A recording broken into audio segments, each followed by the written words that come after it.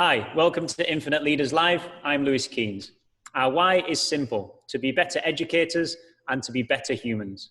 We want to support and encourage infinite learning for everybody, regardless of role or rank, to be willing to listen and learn. I'm joined as ever by my pal, Alan Dunstan. Thank you, Lewis. I'm really looking forward to diving deeper into understanding how leaders with an infinite mindset translate this across to their teams. We want to focus on the things you don't get taught at university or in any courses, real life lessons from real life people with real life experience. And as ever, we're learning and we record live as well. So I'm sure there'll be a few mistakes as we go through. We'd love your feedback. So please do get in touch with us. We fully believe in what we're doing. We want to get better, and your feedback really counts. You can find us on Instagram, YouTube. Alan and I are both on Twitter, and also at theinfinitelearners.com. So as ever, please listen, learn, and share with colleagues and friends. Let's get stuck in and introduce today's guest.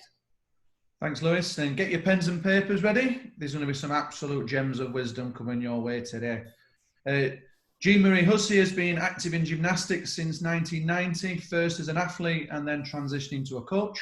She has coached abroad to include gymnastics programs in the Philippines and Mozambique, and she's currently a national team coach in good standing with USA Gymnastics and coaching a successful team in Virginia, USA. Welcome onto the show, Jean, and tell us a little bit about your journey, please. Absolutely. It's great to be here. Thank you for inviting me. My journey is like many, it's the very long way around. I started gym at a small town YMCA. It was a very kid-friendly program. It was only a few days a week. I think hour-wise, we maybe did 9 hours total. It wasn't a super competitive program. I ended up stopping after trying a few other more competitive gyms. Some were a little less kid-friendly, I think is the best way to say it, but I had some health issues. And so at that point, we decided the best thing for me to do was to stop gymnastics. And I think I was about 15 when I walked back into the Y for a tumbling class for our cheerleading squad. And my old coach was like, hey, do you want to coach with me? And I've been coaching since I was 15 years old. And it's probably the most consistent thing in my life is being involved with the sport. I started as a junior coach. I worked my way up. I was coaching team and taking kids to competition. I worked through university while I was in Florida. Made the odd decision of getting married at 19 and moved to Okinawa, Japan, and was there for a few years and not coaching, but helping to set up a program there for them. And then relocated to North Carolina. And I stayed in the same place for 11 years, which was kind of impressive being a military spouse to be in one location. And I worked at a gym in North Carolina. And I think my time there shaped me as a coach and really drove home the lessons of wanting to be a better person and wanting to be mindful that the athletes in front of me were human beings. They were children.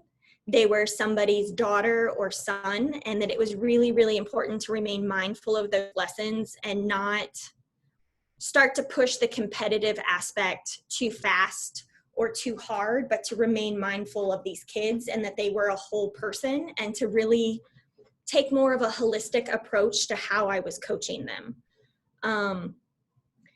And from there, I went back to university to finalize my degree. I finally finished in a sports and recreation management degree. It seemed to be at the time the best way to benefit me as a coach, because I had a lot of sports psychology background with that degree, but also for the future ownership of a gym.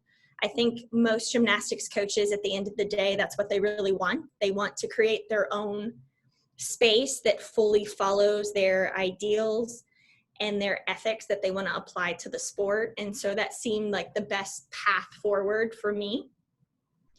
And my husband left the military and joined the State Department. So then I spent 2 years in Manila in the Philippines working with an international schools gymnastics program, but also with national team members and working kind of as a hybrid, which was very long hours.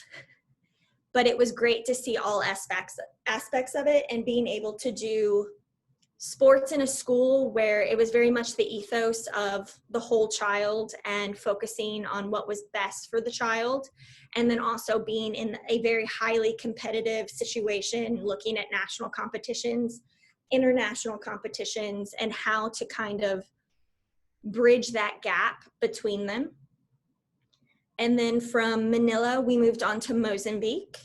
I simply served in a volunteer capacity because we don't have a bilateral agreement with Mozambique. So I was only allowed to volunteer. And it was kind of interesting to go from a national training center that had all of the equipment to a very small setting that really only had a few pieces of equipment. The equipment was quite old. And while it was still nationally funded, that wasn't the focus in Mozambique. They have so many other problems that they're dealing with as a country. They're wanting to ensure they have enough food, enough water, medical systems, things like that, that sport is truly there for fun. It's there just to keep the kids active, to give them something to do. And while they do compete internationally in Region 5, which is the Southern African nations, it's not the same type of program that's going to lead them to Commonwealth Games, things like that in gymnastics. And then from Maputo, Mozambique, I've now moved to just outside Washington, D.C. I'm in Virginia. I'm at a local club here. I actually guest coached at a few clubs trying to figure out where the best fit for me was, what the best decision was for me as a coach, for my family, but also where I felt that I was the most needed and where I felt that my style of coaching would be embraced and that I could actually help create change and create this movement forwards in gymnastics where you can still win, but you are truly looking at the whole child and what's good for their overall well-being. So that, I guess it sums up the story for the moment. It's quite a journey, Jean, and fantastic to hear about gymnastics being in so many different contexts. And throughout that, you mentioned 2 or 3 times holistic, whole child, and really trying to focus on a child's well-being and how they are as a person, not just how successful they are as a gymnast. And I think this question's got to be asked, having watched the Netflix series Athlete A recently. What are your thoughts on what you saw in that? I know that you've watched it. Can you share with us what your thoughts were on that and what you think caused the problems that we saw and the issues that are tackled on there? Absolutely. I have a lot of very strong opinions regarding Athlete A.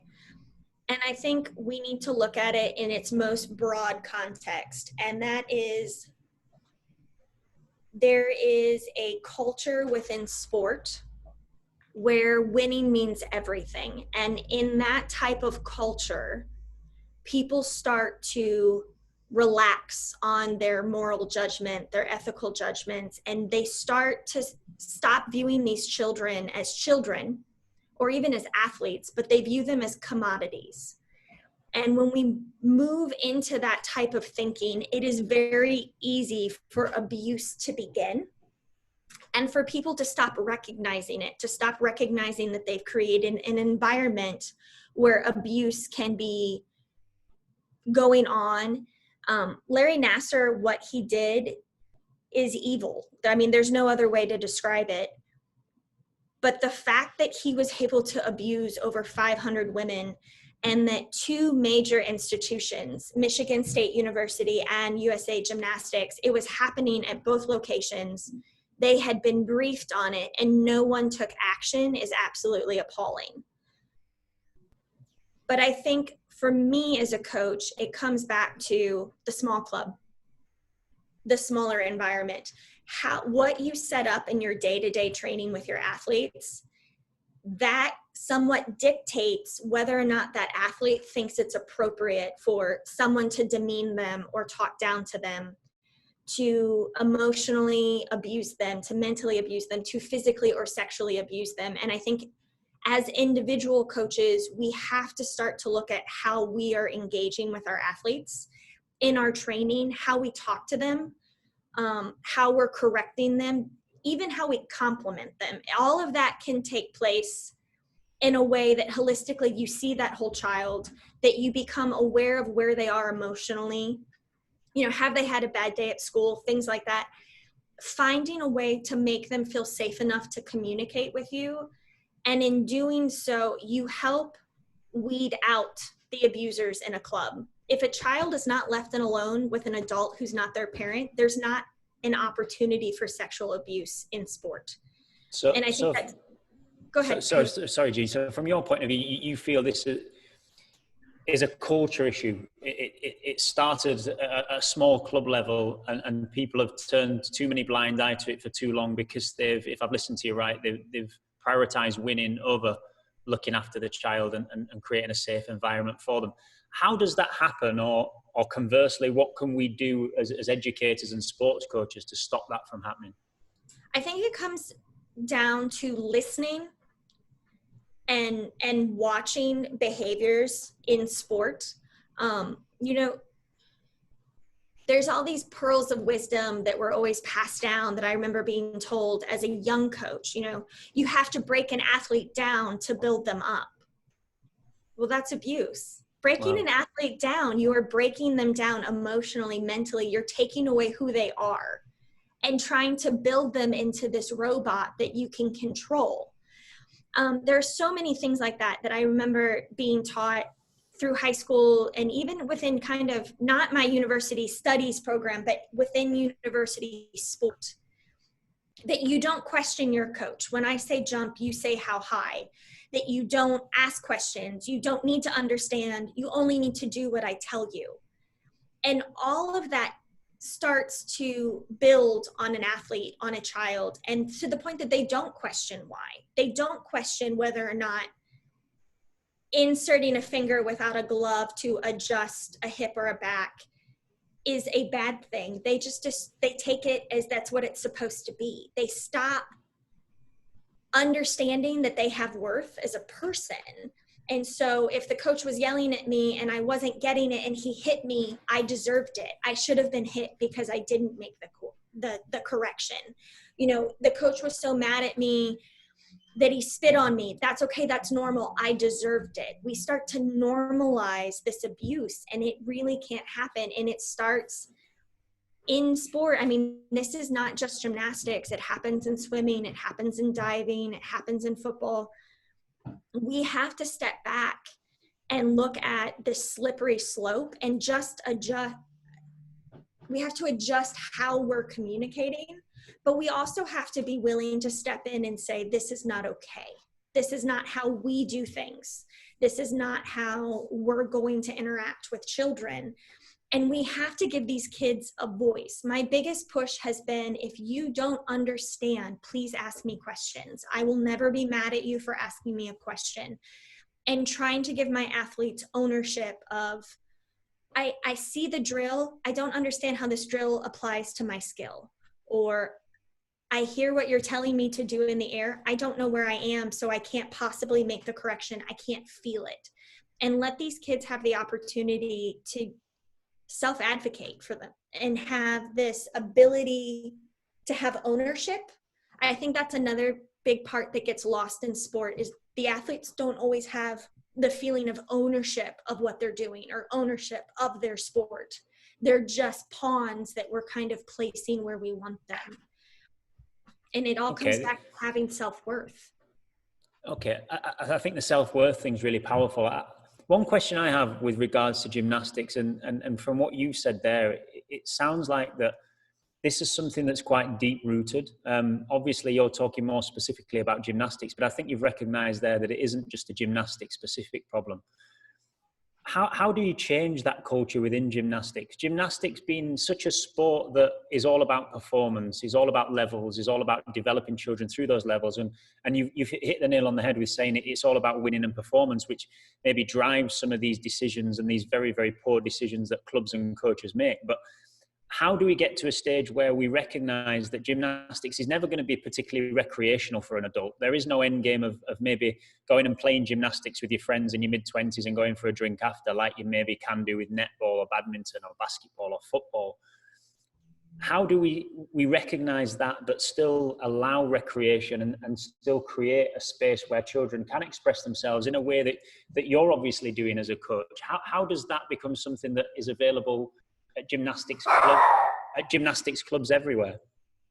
I think due to the Larry Nassar scandal, the abuse, athlete A coming out, I think now is the time that it will be much easier for the majority of facilities to change their culture, to recognize what they're doing wrong, to have the hard conversations. And I do believe a big part of that comes down to, it's not just talking to the athletes, but talking to the parents as well, and creating this pyramid of communication between, the coaches, the students, the parents, and ensuring that everyone is on the same page moving forward and holding each other accountable. On top of that, I know many clubs prior to all of this coming out that actually made the decision to no longer do competitive gymnastics at all, or they would only do competitive through the compulsory levels, which are the lower levels, and that they were not interested in even touching high-level gymnastics. I think that comes down to owners making the best decision for them. I truly believe you can do high-level gymnastics, that you can have college scholarship athletes, that you can have nationally competitive athletes, and still not be an abusive facility, and still have a holistic approach. And there are clubs out there in the United States right now that are doing that, and they're still successful. And I think it comes down to, at one point, coaches were very, very private. Like, they would hold everything very close to their chest. This is what I do. And they didn't want to share. And as a whole, that has changed, especially with social media and whatnot. There's a gymnastics coaching group that has like 50,000 members in it right now or more, that share drills. There are high-level national team coaches who have world championship team members and Olympians right now that are showing their trainings. They create videos. This is what we're doing in our gym. And you're hearing the coaches talk. You're hearing what they're doing, but you're also seeing it. And you're seeing that these kids are kids, that they're not being abused, and they're still successful. I think it comes down to, there's proof. There is proof that you can be child friendly and still win. There's proof out there now, and it's thankfully to social media, which I'm against so many times, but in this instance, it's fantastic because it's giving people the access to it. You're not necessarily having to purchase or pay for anything. It's free, it's out there, and people have the opportunity to adapt. And I think we also need to look at forgiveness. Young coaches, you coach the way you were coached. And in the US, we didn't really have a university system that created coaches. It was very much you just walked in, I was the gymnast, here's your team. And what many employers looked at is, what level of a gymnast were you? And that's kind of how they place people. There wasn't are they good with children? Do they understand biomechanics? Do they understand physics? None of that existed. It was, oh, well, she was a level 10 or she was an elite. She's more than capable of running this program. And that has actually changed. The quote you just mentioned there, I really like that one, that you coached the way that you were coached. What needs to change? What advice would you give to younger coaches coming through that, maybe have been those high-level gymnasts that want to go on to coaching and want to do something positive to support young people moving forward? What would be the best advice that you could give those guys? I think for me, it's just never stop learning, listening, watching. If you have reached a point where you think you know everything, you're done. You're dead in the water. You have to approach it with the idea. And I mean, this is really why I get up each morning. It's a new day. It's a new mistake. It's a new lesson to be made. You have to be willing to continuously adapt. And I think for young coaches, the best thing I could say is find a great mentor. And it doesn't even have to be somebody in gymnastics. Many of my mentors in my development weren't gymnastics coaches. Because of being a military spouse, I had access to some great military leaders, and to have conversations with them, and finding ways to apply that to my athletes.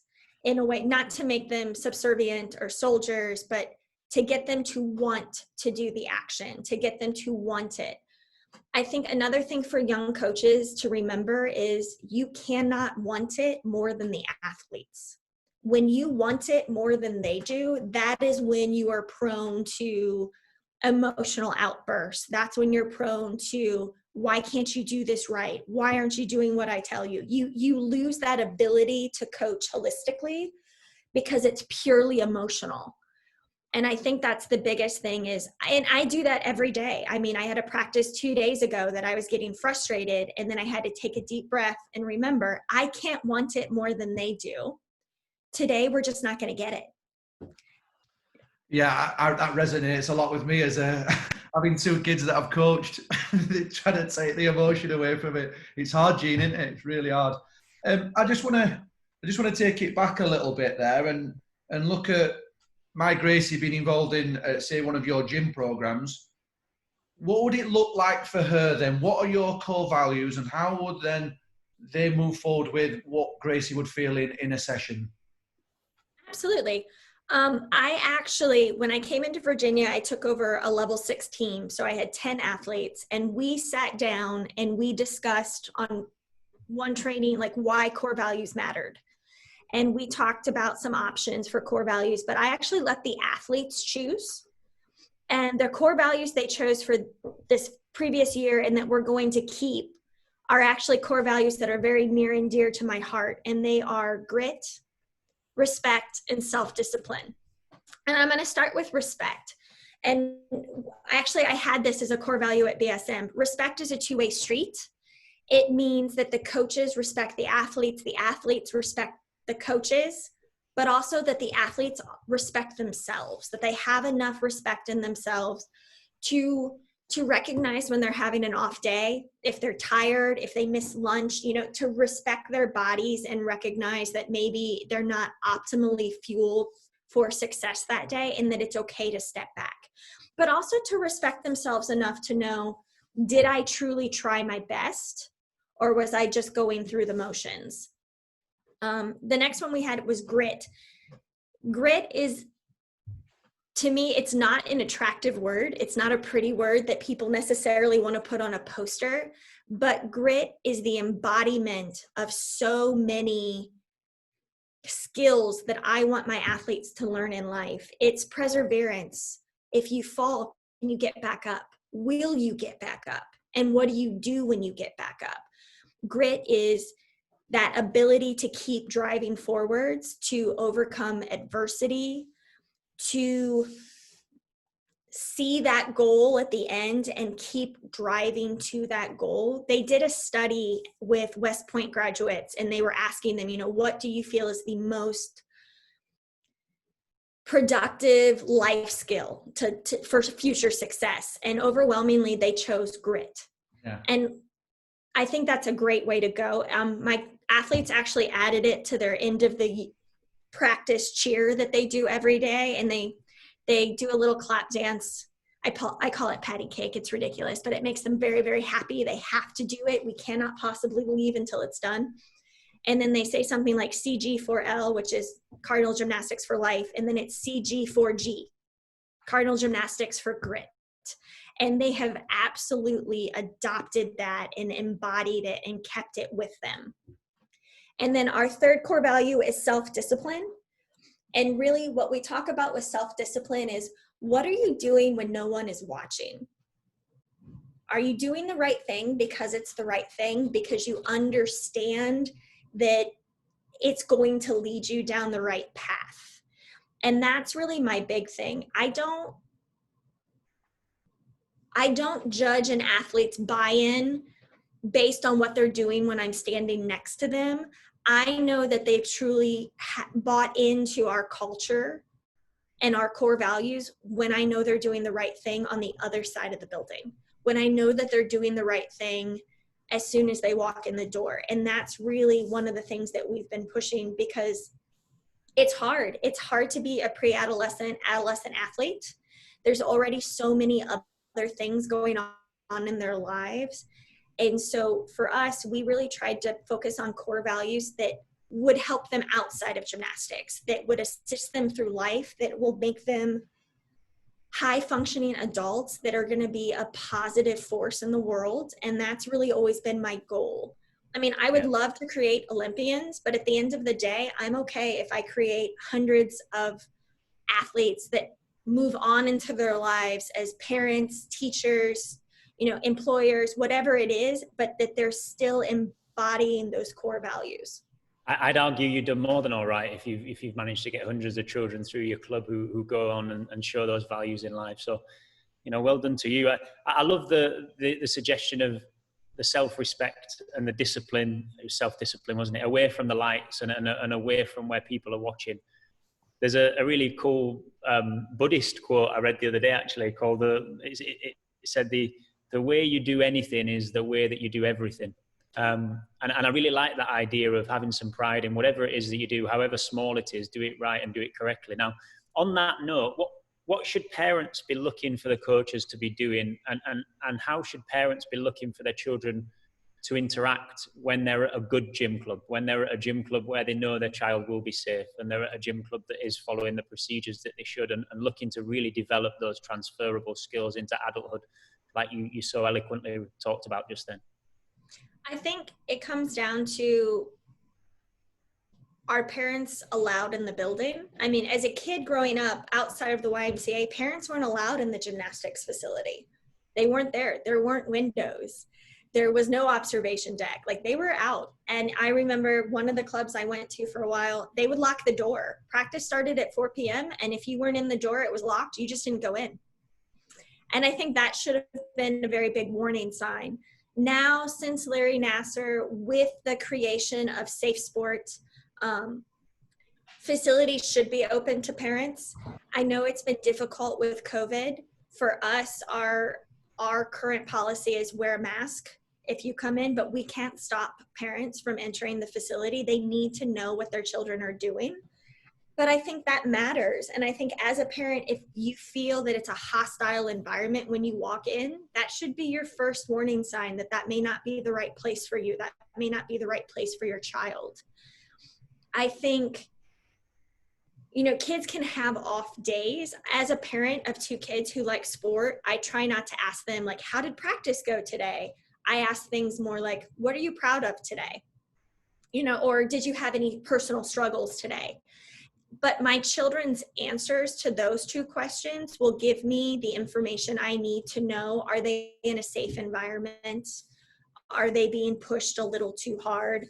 I think there's very obvious things, like if your child jumps in the car and they're an emotional disaster, that may not be the right setting for them. Or if they're telling you things like, coach is always mad at me, coach is always angry, coach is always, you know, upset with me, or he just ignores me, he pretends I'm not there. I think those are times that as a parent, you need to have a conversation and you need to find out what's going on in the facility. I mean, I'll have athletes who are having a really bad day, who I just give space and I don't give them major corrections, but I still acknowledge that they exist. I still acknowledge them as people, but I also recognize that they just had an hour fight with their mom, or they failed a test at school and they're a little preoccupied.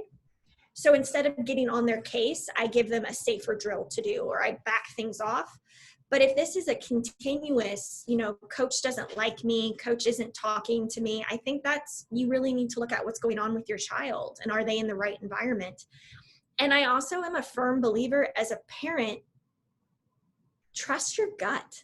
I was in a gym and we had an abusive coach and the parents complained, but they didn't take their kids out. And I, as a coach, and I was the women's program director, basically went in and said, I'm going to quit. This person is emotionally and mentally abusive. And now I find out she's hit a child. Like, no, this has to stop.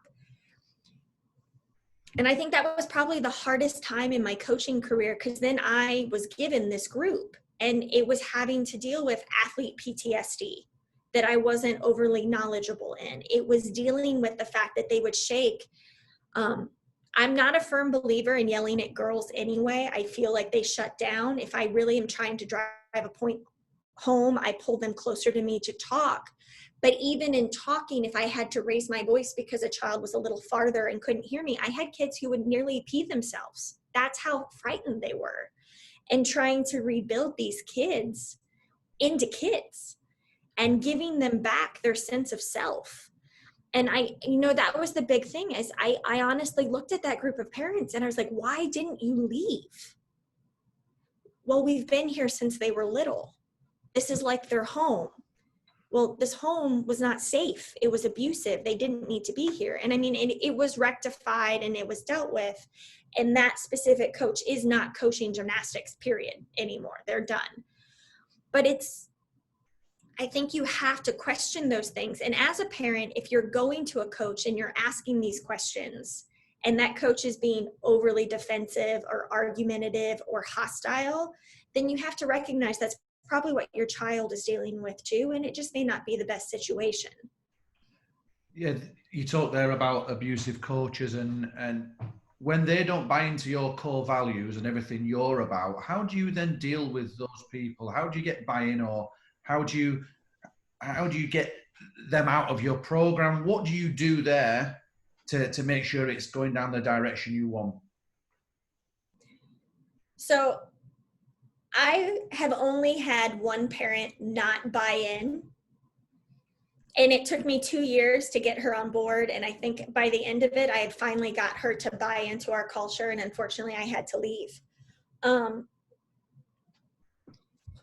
I don't think it's hard to buy into a culture that respects children. I do not believe that it's hard to buy into a culture that is teaching children and adolescents and young women to develop grit and respect and self-discipline. I fully recognize that there are parents that are only focused on winning. And I've had honest conversations, and it's, if you only want to win, if you are willing to subject your child to abuse, then no, this is not where you need to be. But if you're focused on your child growing up in learning life lessons and learning that victory comes with hard work, but also that victory is not the end all be all, then this is where you should be. But I strongly believe that comes with communication. And for coaches to not have any communication with parents, you can't have buy-in. Now, I don't think it's fair that within a club, coaches circumvent other coaches to talk to parents. I think that that's part of the problem. I think it's important that everyone be on the same page, that everyone be focused on the same thing. And while, yes, they may apply it a little bit differently, at the end of the day, it should be very much united. I've been in clubs where I had a parent who was being very vocal and not wanting what we were doing because, you know, the last coach they won more with, but the last coach was abusing them. And I've had parents step in. I haven't had to address it. I had the parents step in and say, don't you remember your child crying every practice? Don't you remember your child crying, going to competition and throwing up because they were so nervous? That's not what we want for our kids. So to me, if your core values are where they're supposed to be, buy-in is actually really easy. Yeah. Just a question on that, Jean. You've mentioned a few times that you've been in and around these kind of incidents that have happened, and parents have really wanted their children to stay for one reason or another, or wanted their children to be around, you know, whether it's emotional or psychological, physical abuse, whatever it is. Why would a parent want their child to stay at a place like that? Is it that winning is so important to that parent and to that child, or is it something different? I think it comes down to money. And let me explain, because again, I'm a parent with kids in sport. There are many, many times that I've been told in talking to a parent who's coming from a club with a kid who had been abused, you know, but we'd spent so much money and they told us we would get a college scholarship, or we're going to make national, you know, development team, or we were going to go tops and hopes.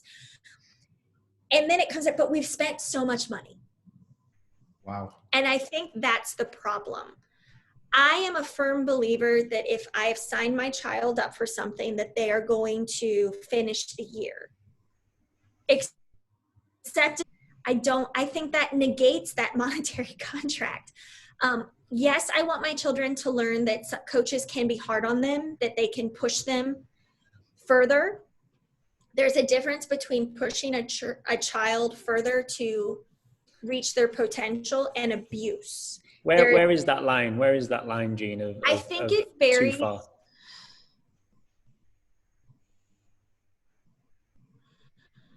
I think it's hard to pinpoint per child. And I think that there is a gray area that can be very, very hard to navigate.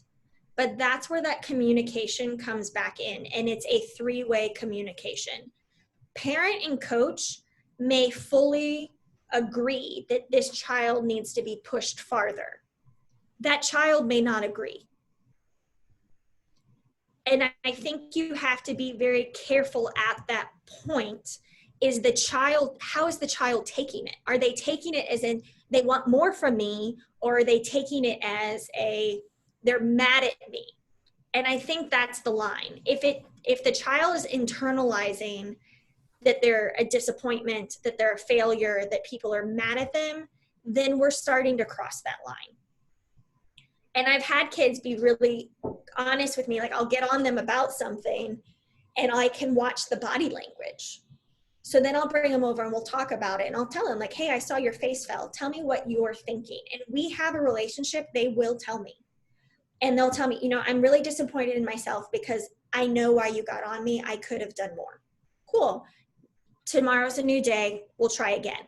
Or I've had them say, I'm really upset. I feel like all you're doing is yelling at me. Well, that kid's not getting anything constructive from what I'm doing. So then it turns into, if there's nothing constructive happening, is it abuse? Is it pushing too far? And I think we have to be mindful of that. What one child can take, another child can't. And I think we have to study their body language and their nonverbal cues. And I think we also need to look at the fact that one off day is not going to negate their career. Cutting them slack on one day is not going to stop all of the hard work beforehand.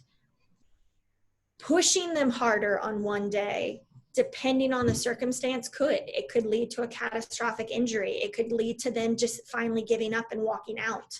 It could lead to them taking an action of self-harm.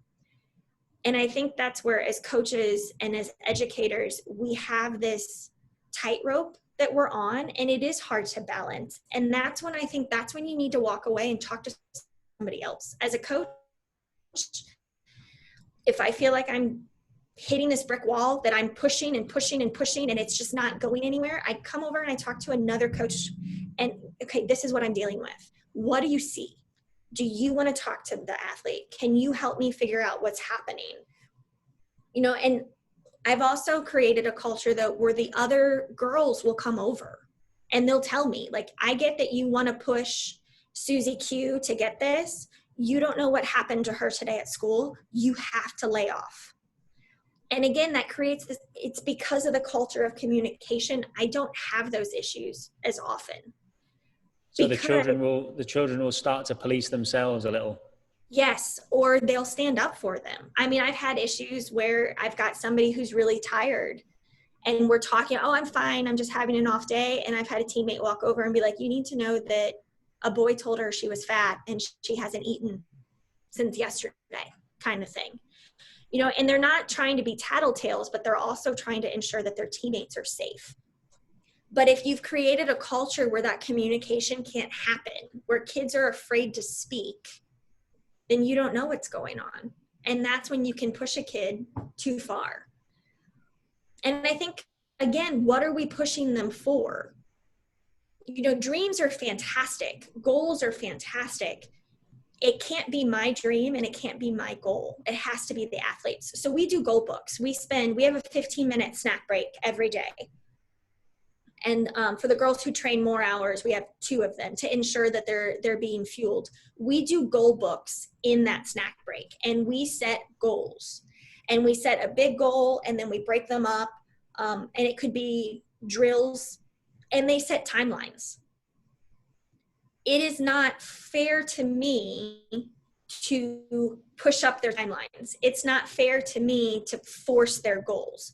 They all have a very clear understanding of what they're required to do this year. They're setting their own goals, their own timelines for when they're going to achieve them based on a certain deadline. And our deadline is usually a month out from competition. Some of them have hit all of their goals in 2 weeks because they felt really good about it. They've pushed farther. A couple of them were struggling with meeting their goals. And so they met with me and they're like, help me break this down to where I feel like I'm achieving what I need. And we did that. And within 2 days, they were right back on track. But again, that comes back to the athlete having ownership. I feel like potential is a dangerous word. You can have all the potential in the world. That doesn't mean you're going to meet that potential. You know, I've had athletes walk in the gym and I'm like, they have the potential to be an Olympian. Many of them aren't even in gymnastics anymore. Potential is great, but that's not where it gets you to where you want to go. It's the hard work and it's the dedication. And so I've had kids who've walked in and coaches have been like, you don't want to coach that kid. She has zero potential. That kid had the heart and the desire and the dedication to work through it to make it to level 10. To make it to where they wanted to go. And I think sometimes we get stuck looking at these like little parameters. In gymnastics, it used to be, you know, height, the length of their femur, the length of their arms. You wanted this perfect ratio because that's what's going to be an Olympian. Doesn't mean anything. I think if anything, aside from the abuse, if you look at the USA gymnastics national team, who's going to Worlds, who's going to the Olympics, they don't fit those perfect body types. They had the heart. And unfortunately, they're survivors of terrible abuse, but they also had ownership of their goals and they kept going. And many of them have continued in the sport. And I think that's, it's a valuable life lesson for smaller clubs. It's a life lesson for schools and other sports to look at what is more important, the potential or the work. I will always choose the work. It's really interesting that goes back to what you were talking about earlier about, you know, coaches wanting it for the athlete, and maybe in some respects you touched there upon parents chasing a dream that they want to chase and not necessarily what their child wants to chase. Do you think that is maybe a reason for this, what you call maybe a push towards potential that isn't possible or isn't achievable? Yeah, I think a lot of times we look at the end result and we stop thinking about the why. I think in education, especially within like the international schools, with IB programs, things like that, we spend a lot of time on our why as individuals, as educators, as a school. But that doesn't always exist in the private sector, like in business and things. And I think it's really important that people understand their why. They understand the reasoning behind everything they do. And in gymnastics clubs specifically, many clubs don't have a known culture. It just exists. They've never thought about that. They've never thought about the why. They've never thought about the core values. And so as parents coming into a facility like that, they don't really have a why either. So what they're focused on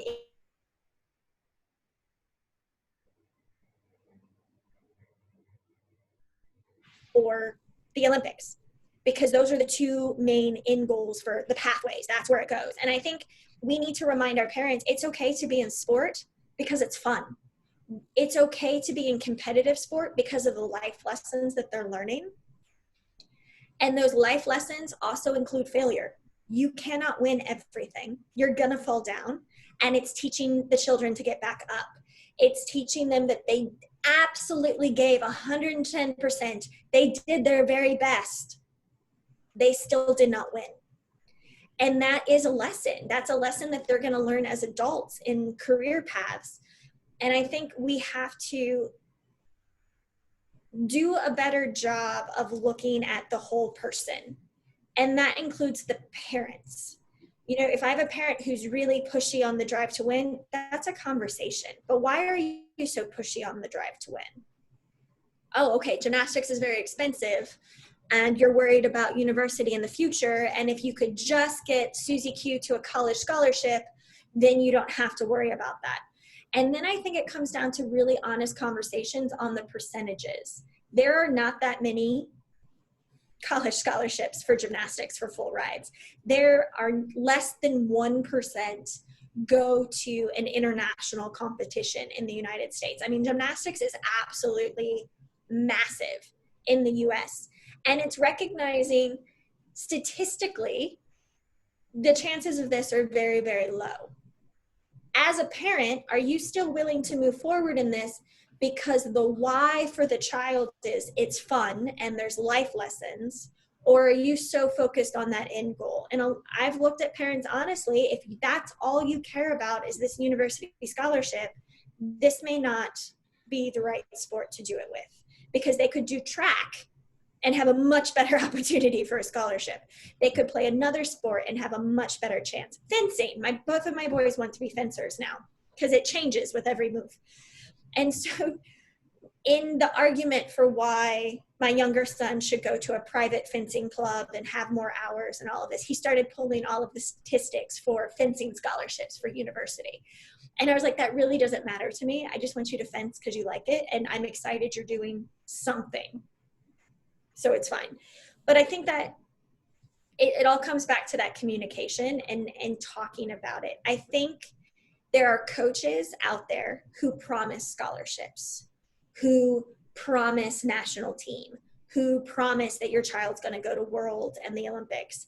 And those are false promises. And that's another warning sign I think parents should look for, is if you're being promised something, it's not the right place. I can't promise anything, because the fact of the matter is the best athlete who has signed the pre-letters for scholarships blows her knee, she doesn't have a scholarship anymore. It's gone. The fact of the matter is life can take that away. So to promise that, it's false. It's a lie. It's not real. Yeah.